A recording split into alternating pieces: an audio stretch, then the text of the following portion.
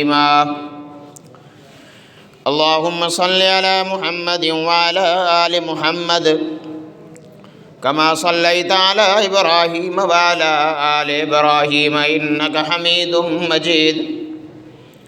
अल्लाहुम्मा बारिक अला मुहम्मद व अला आलि मुहम्मद कमा बारकता अला इब्राहीम व अला आलि इब्राहीम इन्नका हमीदुम मजीद।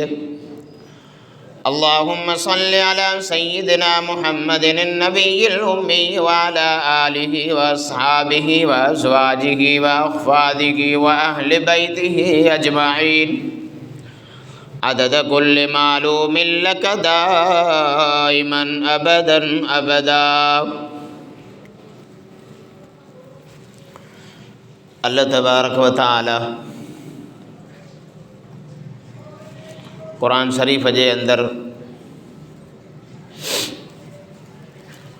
ज़कात जे मुतालिक़ इरशाद फ़रमायो आहे, इस्लाम में 5 रुकन आहिनि।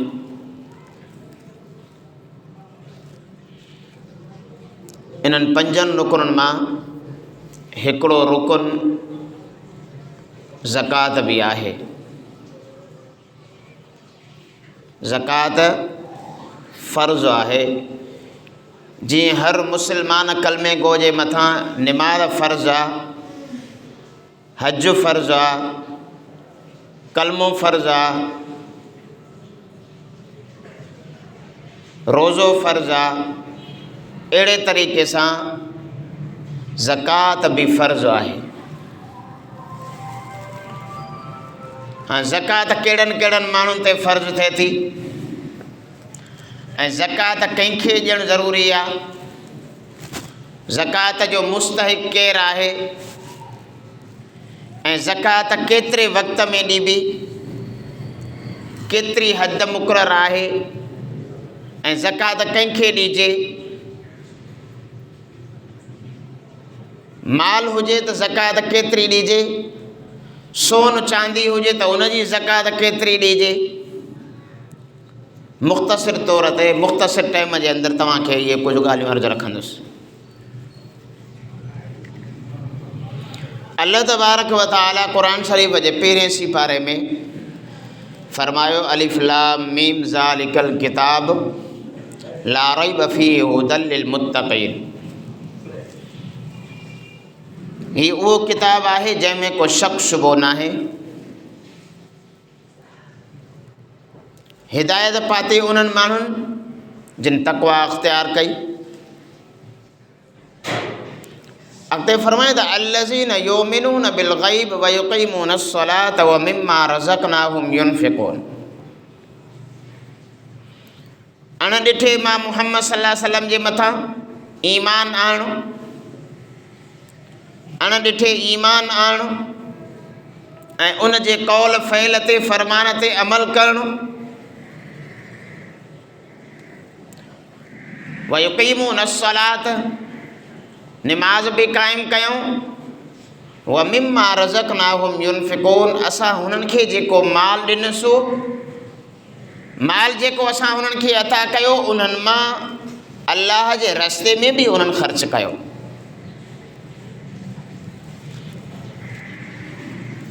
हाणे ज़कात छा आहे?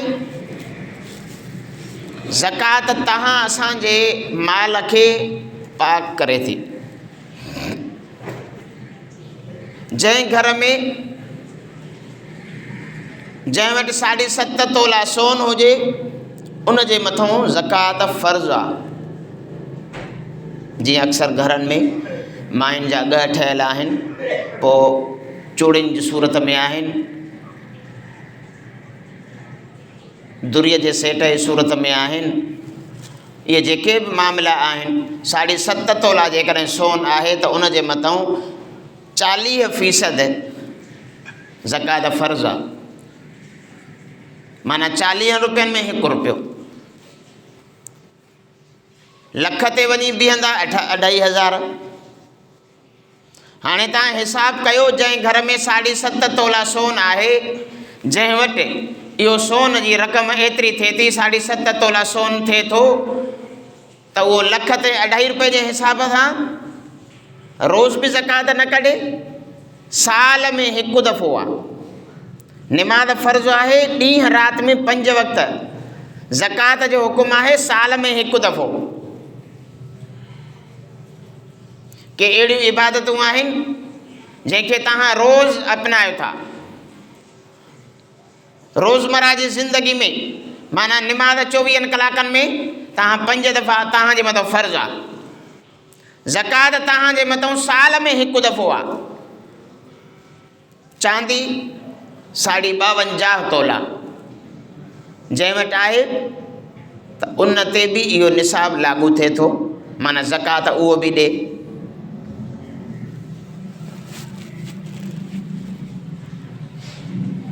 चइनि शयुनि जे मथां ज़कात लाज़िम थी फ़र्ज़ु आहे। चइनि शयुनि जे मथां, हिकु त सोन 7.5 तोला सोन आहे त ज़कात फ़र्ज़ु। चांदी 52.5 तोला चांदी आहे त उन जे मथां ज़कात फ़र्ज़ु। जेकॾहिं माल अथसि ऐं उन माल जे पैसे जे मथां, माल मिल्कियत पैसो, उन ते जेकॾहिं साल पूरो गुज़री वियो, मिसाल तरियो 10 लख तो वटि आहिनि, उन्हनि 10 लखनि ते तुंहिंजो साल पूरो गुज़री वियो त उन जे मथां बि। गाॾी जेकॾहिं तो वटि आहे त जेकॾहिं उन जे मथां साल फिरी वियो, उन जे मथां फ़र्ज़ु आहे। पर इन्हनि ॿिनि शयुनि जे लाइ हुकुम इहो आहे, जेकॾहिं तो वटि पैसो आहे, माल मिल्कियत अथई, मिसाल तौर तो प्लाट वरितो, 20 लखनि जो तो प्लाट वरितो, उन में तो नियत इहा कई त ही मां पंहिंजे इस्तेमाल जे लाइ हिन खे घरु करे ठाहींदुसि, त पोइ उन जे मथां ज़कात वाजिब फ़र्ज़ु कोन्हे। हा, जेकॾहिं प्लाट वठण महिल तो इहो इरादो कयो त मां हिन प्लाट खे हेतिरे वरितो आहे, कुझु वक़्त खां पोइ 2-3 रुपया वधंदा, हिन जी क़ीमत 2-3 थींदी, पोइ मां हिन खे विकिणंदुसि, त पोइ तुंहिंजे मथां उन प्लाट जे मथां ज़कात फ़र्ज़ु थिए थी। मिसाल तौर तो हिकिड़ो घरु वरितो, ठहियल ठुकियल घरु वरितो ई, तो इरादो इहो कयो त इन खे मां इस्तेमालु कंदुसि किराए जे लाइ, यानी कि किराए ते चाढ़े छॾींदुसि। पोइ उन में इहा सूरत हाल थिए थी त जेकॾहिं तूं उहो घरु किराए ते ॾेई छॾियो, मिसाल तौरु 10,000 किरायो आहे उनजो, त जेकॾहिं साल पूरो गुज़री वियो, साल में घणा पैसा थिया 10,000 जे हिसाब सां 1,20,000। हाणे जेकॾहिं उहे 1,20,000 तो वटि जमो पिया आहिनि, कठे थी ख़र्चु कोन थिया आहिनि, त पोइ तुंहिंजे मथां उनजे ज़कात फ़र्ज़ु आहे। पर जेकॾहिं तोखे किरायो मिलंदो वियो आहे, तूं घर में ख़र्चु कंदो वियो आहे, पोइ तुंहिंजे मथां ज़कात न आहे। का तो गाॾी वरिती, मेराण खां वठी मथे ताईं करोड़नि पंहिंजी, उन गाॾीअ जे मथां जेकॾहिं तो इरादो इहो कयो आहे त मां हीअ गाॾी वठां थो पियो ऐं इन गाॾीअ खे वरी विकिणंदुसि, कारोबार जे हिसाब सां तो उहा गाॾी वरिती, तो इरादो इहो कयो त उन जे मथां ज़कात फ़र्ज़ु आहे। पर जेकॾहिं तो इरादो इहो कयो आहे वठण महिल, पोइ गाॾी मेराण खां वठी वो मथे ताईं रीवो ताईं हुजे, भले भले करोड़नि जी गाॾी हुजे, तो सिर्फ़ु ऐं सिर्फ़ु पंहिंजे इस्तेमाल जे लाइ वरिती आहे, त उन जे मथां ज़कात वाजिबु कोन्हे। ऐं ज़कात ॾियण सां छा थींदो आहे? अल्लाह तबारक व तआला जे महबूब मुहम्मद रसूलुल्लाह सल्लल्लाहु अलैहि वसल्लम जो फरमान आहे त जेको शख़्स पंहिंजे टाइम ते माल जी ज़कात कढे थो, अल्लाह तबारक व तआला उन जे माल जो मुहाफ़िज़ थी वञे थो। लख ते 2.5 का वॾी रक़म कोन आहे।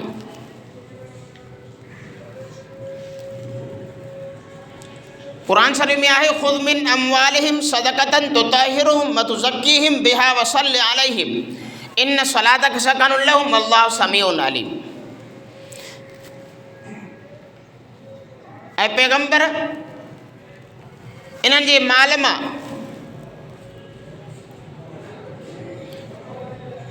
सदक़तन तुतहिरुहुम, इन्हनि मां इहा शइ वठो, माल मां कुझु हिसो वठो त हुननि जो माल पाक थिए।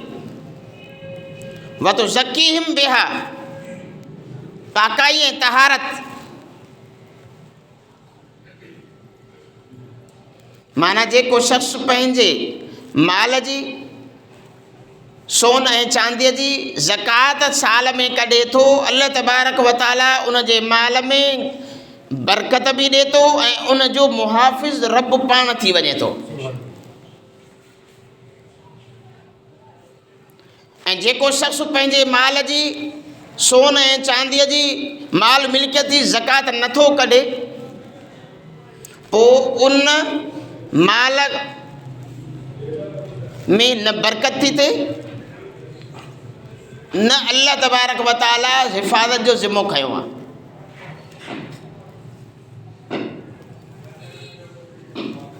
हाणे तव्हांजे साम्हूं ॾिसो, असां मुस्लमान आहियूं, केतिरा हादसा थियनि था। अल्लाह तबारक व तआला खे वठण में देरि कोन लॻंदी आहे। उहो रब बेपरवाह आहे जंहिं तोखे मालामाल बि कयो आहे, एतिरी दौलत ॾिनी अथई, एतिरी दौलत जो मालिक बि कयो अथई। तोखे दिलि में इहो ज़हन में रखिणो आहे त तूं इन शइ जो मालिक न आहे, तोखे रब मालिक कयो आहे। त हाणे उन मालिक जे नाले ते बि सदको बि कर, ख़ैरात बि कर, पर इन माल जी ज़कात बि कढो। साल में हिकु दफ़ो तोखे ज़कात करणी आहे इन माल जी। ऐं महीनो मुक़ररु न कयो, ॾींहुं मुक़ररु कंदा कयो। महीने में अॻे पोइ थी वेंदा आहिनि। ऐं जेकॾहिं तव्हां ज़कात जंहिं ॾींहुं ॾियो था, उन ॾींहुं इस्लामी तारीख़ जे हिसाब सां सोचो। जेकॾहिं साल तव्हांजे मथां अची वियो, उहो महीनो थी वियो, तव्हांजे मथां वाजिब फ़र्ज़ु थी वई, तव्हां मरी वियो, पोइ माना इन शइ जो जेको साल तव्हांजे मथां गुज़री वियो उन जा गुनाहगार थींदव। वल्लज़ीन यकनिज़ून अज़्ज़हब वल फ़िज़्ज़त वला युनफ़िक़ूनहा फ़ी सबीलिल्लाह फ़बश्शिरहुम बिअज़ाबिन अलीम। अल्लाह तबारक व तआला इहा आयत क़ुरान शरीफ़ में जेका नाज़िल फ़रमाई ज़कात जे मुतालिक़ आहे। माना जेके माण्हू माल मिल्कियत कठो कनि था, उन माल मिल्कियत जे मथां नांग थी वेही था रहनि, सोन हुजे, चांदी हुजे, धन दौलत हुजे, बैंक बैलेंस हुजे, गाॾियूं हुजनि, जेकॾहिं उन्हनि मां अल्लाह जे रस्ते में सदको ख़ैरात ज़कात उन्हनि जी नथो कढे त उन्हनि जो माल रफू चकर थी वञे थो। अल्लाह तबारक व तआला वठण ते अचे त वठी सघे थो। तुंहिंजे घर में अहिड़ी बीमारी पैदा करे, तुंहिंजा सभु पैसा ख़तमु। तुंहिंजा इहे पैसा जेकॾहिं तूं ज़कात जे पैसनि में ज़कात उन्हनि पैसनि जी अदा नथो करे त अल्लाह तबारक व तआला जेको ॾियणु,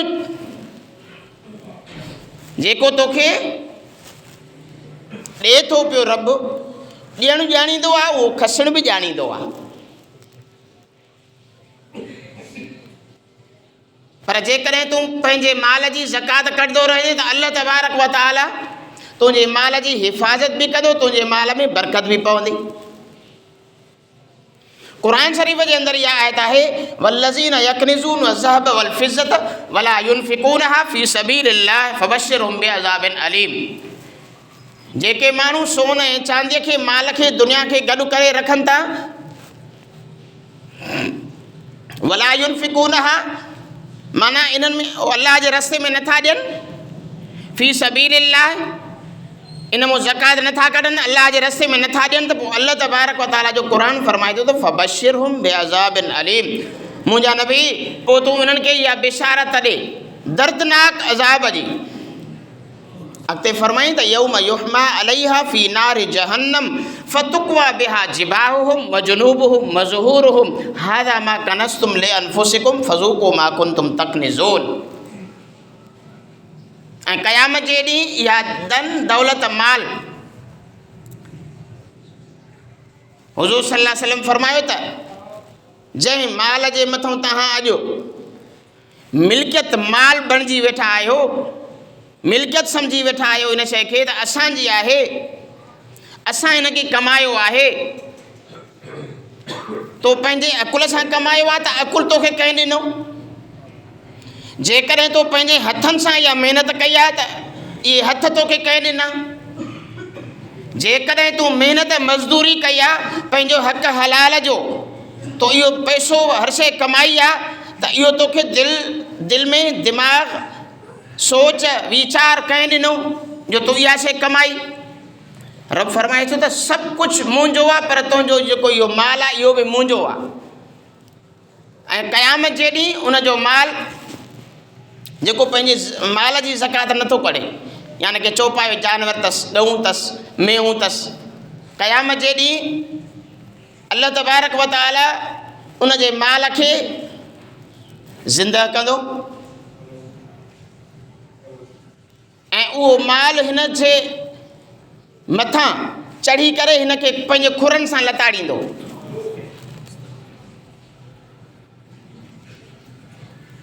चौपायो माल माना उनजी हू ज़कात नथो कढे त। ऐं धन दौलत सोन ऐं चांदीअ जे लाइ हुकुम आहे त क़यामत जो जॾहिं ॾींहुं थींदो त उहा गंजे नांग जी सूरत में हुनखे ॾंग हणंदी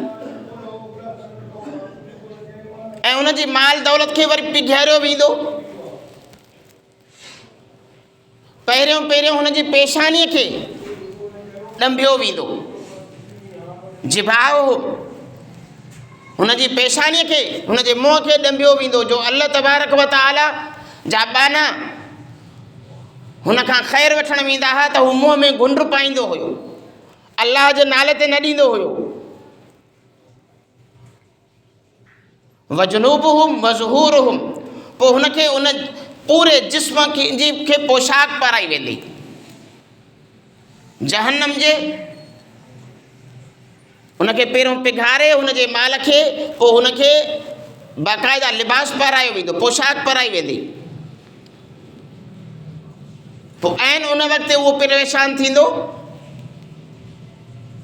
जेको शख़्स अॼु दुनिया ऐं दौलत माल जे मथां नाज़ करे थो, फ़ख़ुरु करे थो त मां साईं हेतिरो माल कमायो, मां हेतिरी दुनिया दौलत कठे कई। बाबा तूं दौलत दुनिया कठे कई आहे, भली ॻाल्हि आहे, पर उन मां ज़कात बि तुंहिंजे मथां फ़र्ज़ु आहे। ऐं जेको शख़्स ज़कात पंहिंजे माल जी कढे थो, अल्लाह तबारक व तआला उनजे माल में बरकत ॾिए थो, उनजे मुहाफ़िज़ पाण थो थिए, उनजो माल चोरी नथो थिए। मौलाना ज़करिया रहमतुल्लाह अलैह हिकु वाक़ियो लिखियो आहे पंहिंजे आप बीती किताब में त सहारनपुर जे इलाइक़े में हिकु शख़्स हुयो, उहो पंहिंजे माल जी ज़कात कढंदो रहंदो हुयो। उहो पाण पंहिंजी ज़ुबानी ॿुधाए पियो हुनखे। उहो वाक़ियो ॿुधाए थो त हिकु दफ़े मुंहिंजे घर में चोर आया, घर में चोर अची घिरिया ऐं मां उन्हनि जे खड़के ते मूंखे जाग थी पई। मां हुननि खे चयो त तव्हांखे हिते कुझु बि कोन मिलंदो, छो त मां जेको मूं वटि माल आहे मां उन माल जी ज़कात कढंदो आहियां, तव्हां हलिया वञो। हो कोन विया। उहो शख़्स वरी सुम्ही पियो, वरी थोरी देरि खां पोइ वरी ॾिठई, उहो शख़्स फरमायो त मुंहिंजी पेटी हुई जंहिंमें मुंहिंजो माल कुंजी हुई, जमा पैसा थियल हुया, उन में 6 पैसनि जो तालो लॻल हुयो। 4-5 माण्हू जेके चोर घर में घिरी आया उन ताले खे खोलण जी कोशिशि कयो, न खोले सघिया। मां जॾहिं तहज्जुद जे लाइ उथियुसि वरी ॾिठुमि त उहे शख़्स साॻियो वरी उहो लॻा पिया हुया। मां हुननि खे चयो बाबा तव्हांखे कुझु बि कोन हासिलु थींदो हितां, छो त मां अल्लाह जे ॾिनल माल मूं ज़कात कढंदो आहियां। उहो शख़्स फरमाए थो त हू न मुड़िया, लॻा रहिया, सॼी राति गुज़री वई। मां सुबुह जो फजर में महिल वयुमि, जॾहिं फजर जी नमाज़ पढ़ी आयुमि त उहो माल मुंहिंजो उते ई हुननि खां तालो न खुली सघियो, नेठि बेज़ार थी भलिया विया। इहे त मुस्लमान जी अल्लाह सां हिफ़ाज़त करे थो माल जी।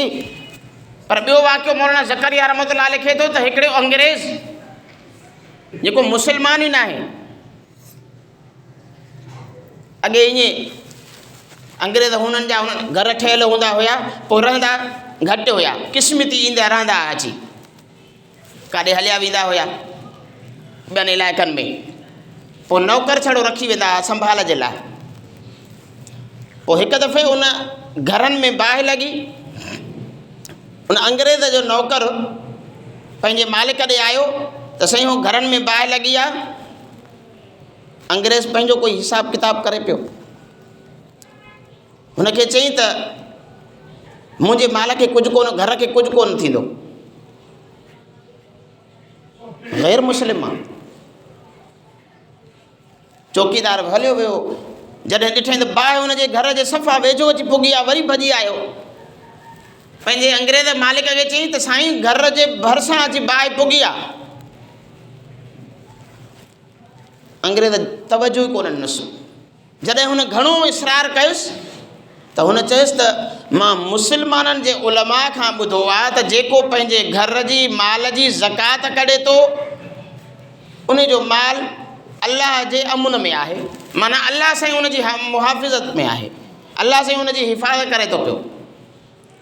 जॾहिं उहो शख़्स चौकीदार वरी वापसि मोटियो त सॼा घर जेके बि हुया ख़तमु थियल हुया। उन अंग्रेज़ जो हिकिड़ो घर हुयो, उनखे कुझु बि कोन थियो हुयो। इन मां सबक़ु इहो मिले थो त असां मुस्लमान आहियूं, जेकॾहिं असां इन शइ ते अमल कंदासीं त असांजी अल्लाह तबारक व तआला दुनिया में केतिरी इज़त कंदो ऐं असांजे माल में रब केतिरी बरकत ॾींदो। ऐं असां जंहिं माल जी ज़कात नथा कढूं पोइ अल्लाह तबारक व तआला वरी इन सूरत में खसे थो वञे। बीमारी जी सूरत में बि रब वापसि वठे थो। कॾहिं ॿारु बीमार आहे, कॾहिं एक्सीडेंट थी थो पए, कॾहिं कहिड़े हिसाब सां, कॾहिं कहिड़े हिसाब सां। बाबा हो रब ॾियण बि ॼाणींदो आहे, वठण बि ॼाणींदो आहे। पर जेकॾहिं मुस्लमान आहे, ईमान वारो आहे, हुनखे त इहा शइ सोचण जी मौक़ो ई न आहे न। बसि साल जीअं पूरो गुज़री वञे उहो अलाह जे रस्ते में ॾेई छॾे। ऐं ज़कात कंहिंखे ॾियणी आहे? ज़कात जो पैसो मस्जिद में न आहे इस्तेमालु करणो, ज़कात जो पैसो सैयद खे न आहे ॾियणो, छो त इहो आले रसूल आले बैत मां आहे। हा, जेको हरू भरू सैयद सॾाए करे उहो वठे थो उहो गुनहगार पाण थींदो। ऐं ज़कात उहो माण्हू मुस्तहिक आहे। ऐं ज़कात तव्हां उन माण्हूअ खे ॾियो जेको उन जी जांच पड़ताल करे सही मुस्तहिक ॾिसी करे उनखे तव्हां ज़कात ॾियो। ऐं उलमा फरमाइनि था त जंहिंजे घर में 70,000 मिल्कियत पई आहे उनखे तव्हां ज़कात न ॾियो, उहो वठण जे लाइक़ु ई न आहे।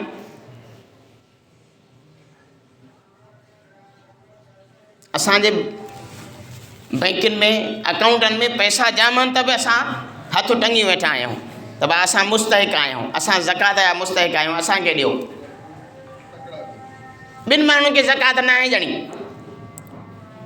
पीउ खे, ॾाॾे खे, परॾाॾे खे, वरी हेठि पुट पंहिंजे पीउ खे, ॾाॾे खे, परॾाॾे खे नथो ॾेई सघे, पीउ वरी पंहिंजी औलाद खे नथो ॾेई सघे ज़कात।